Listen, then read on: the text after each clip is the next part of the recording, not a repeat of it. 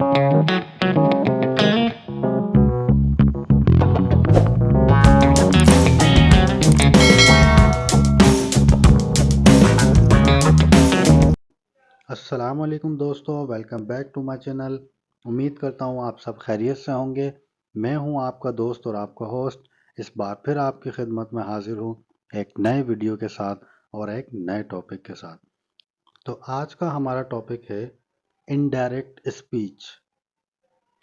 कल हमने जो टॉपिक कवर किया था वो था डायरेक्ट स्पीच, जिसमें हम कोई हमसे सवाल करता है तो हम उसको उसी के अल्फाज में जवाब देते हैं।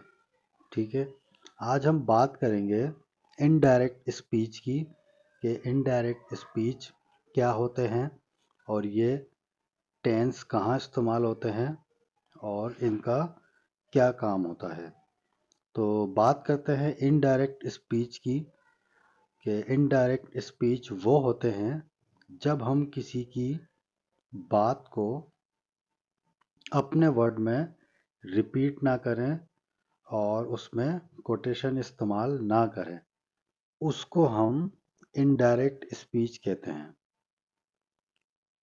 पहले जो हमने सीखा था डायरेक्ट स्पीच में, उसमें हम कहते हैं he said he is happy, he said I am happy.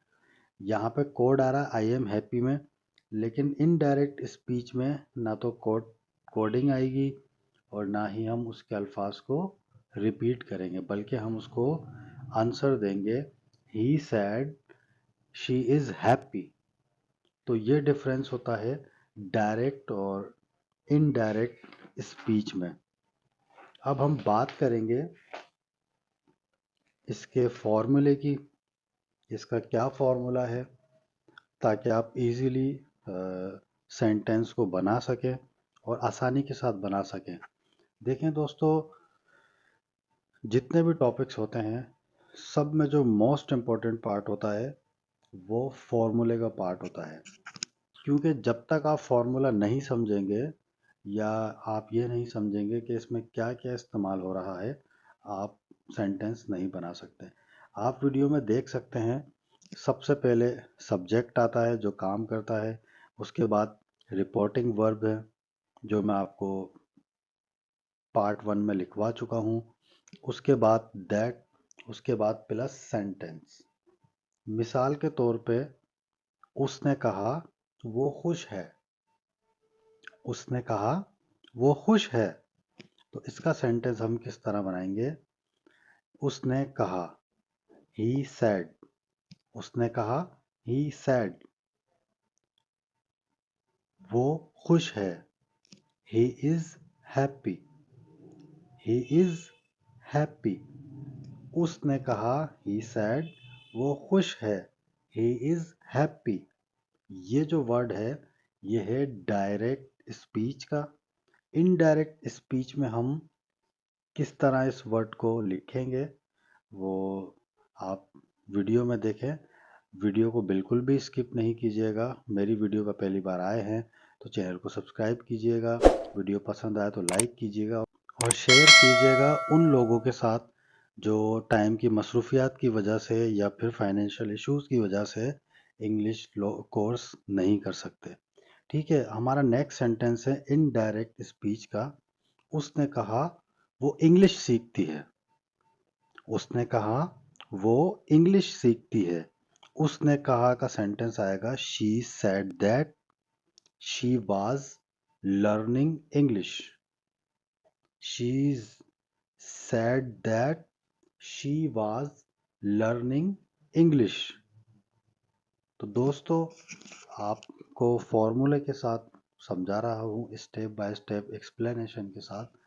अगर वीडियो पसंद आए तो लाइक ज़रूर कीजिएगा, और अगर आप भी कुरानदाजी में शामिल होना चाहते हैं तो मेरी जितनी भी यूट्यूब पे वीडियोस हैं उन तमाम वीडियोस को देखें और उन वीडियोस से सीखें, और उन तमाम वीडियोस से सीख के हर वीडियो के एक एक कमेंट सेक्शन में कमेंट्स करें। 1 महीने के बाद कुरानदाजी होगी और मैं वो तमाम नाम कुरानदाजी में शामिल करूँगा। जो भी वीडियो देख के उस वीडियो पे उस सेंटेंस से रिलेटेड कमेंट सेक्शन में कमेंट करेगा और उसके बाद जिसका भी नाम कुरानदाजी में निकल आता है मेरी टीम उससे रब्ता करेगी और वो सरप्राइज़ उसके घर पे 2 से 3 दिन में फॉरवर्ड कर दिया जाएगा बाय TCS लिपर्ड या जो भी सर्विसेज मौजूद होंगी। तो अब हम चलते हैं वीडियो की तरफ। नेक्स्ट सेंटेंस है, अली ने कहा वो स्कूल जाएगा। अली ने कहा वो स्कूल जाएगा। ये बात है इनडायरेक्ट स्पीच की, तो इसका सेंटेंस इस तरह बनेगा, अली ने कहा, Ali said that he would go to school. Ali said that he would go to school. Ali ने कहा वो स्कूल जाएगा। उम्मीद करता हूँ आपको वीडियो पसंद आ रही होगी। वीडियो का कोई भी पार्ट अच्छा लगे तो प्यारा सा कमेंट कीजिएगा और शेयर कीजिएगा ये वीडियो उन लोगों को जो टाइम की मसरूफियात की वजह से, फाइनेंशियल इश्यूज़ की वजह से इंग्लिश लैंग्वेज नहीं कर पाते।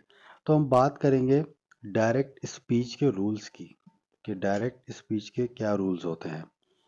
अब हम बात करेंगे इनडायरेक्ट स्पीच के रूल्स की कि इनडायरेक्ट स्पीच के रूल्स क्या होते हैं और ये कहाँ इस्तेमाल होते हैं और कौन से टेंस में इस्तेमाल होते हैं। तो सबसे पहले मैं आपको इसके बारे में बताना चाहता हूँ कि इनडायरेक्ट स्पीच का जो रूल है वो इस तरह होता है।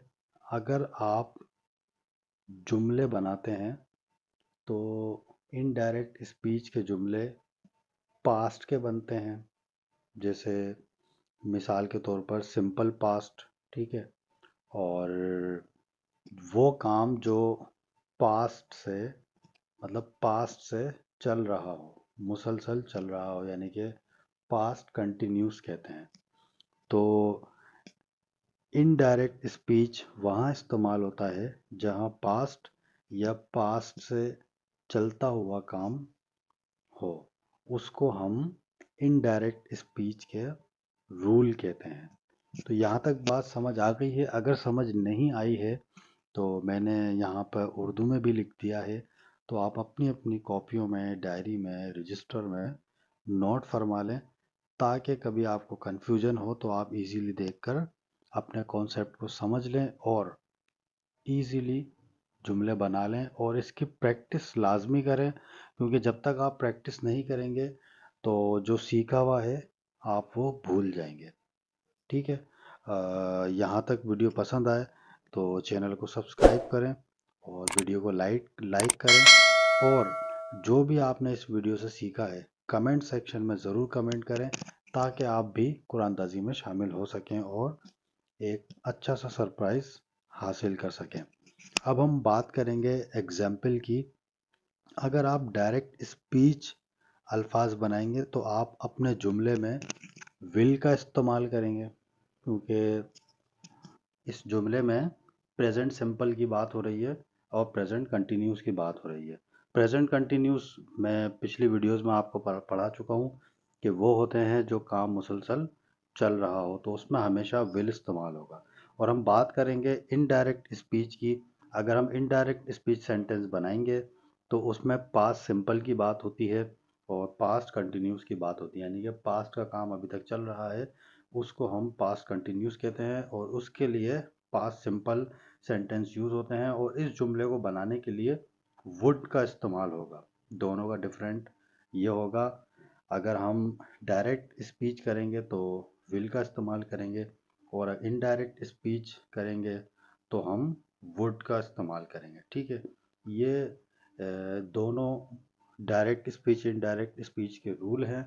इसके बगैर हम सेंटेंस बनाएंगे तो वो परफेक्ट 100% सेंटेंस नहीं बनेंगे। उम्मीद करता हूँ यहाँ तक टॉपिक समझ आ गया होगा। अब हम बात करेंगे डायरेक्ट स्पीच रूल्स की। इसमें कौन कौन से वर्ड यूज़ होते हैं। सबसे पहला वर्ड है नाउ टुडे, यानी कि आज का दिन, टुमारो आने वाला कल, यस्टरडे गुजरा हुआ दिन। ठीक है, जब भी हम ये सेंटेंस बनाएंगे तो हम इन तीन सेंटेंस का इस्तेमाल ज़रूर करेंगे, क्योंकि इसके बगैर परफेक्ट सेंटेंस नहीं बन सकता। ठीक है, अब हम बात करेंगे इसकी एग्जाम्पल्स की। तो एग्जाम्पल हम सेंटेंस में समझेंगे। She said I will go tomorrow. Sentence क्या था? She said I will go tomorrow. तो हमने जो इस्तेमाल किया ये डायरेक्ट स्पीच वर्ड है पहला वाला, और सेकंड वाला she said that she would go to the next day. Indirect speech वाला सेंटेंस है she said that she would go the next day. ठीक है, यहाँ पे हम वुड इस्तेमाल करेंगे और वहाँ पे हम विल इस्तेमाल करेंगे।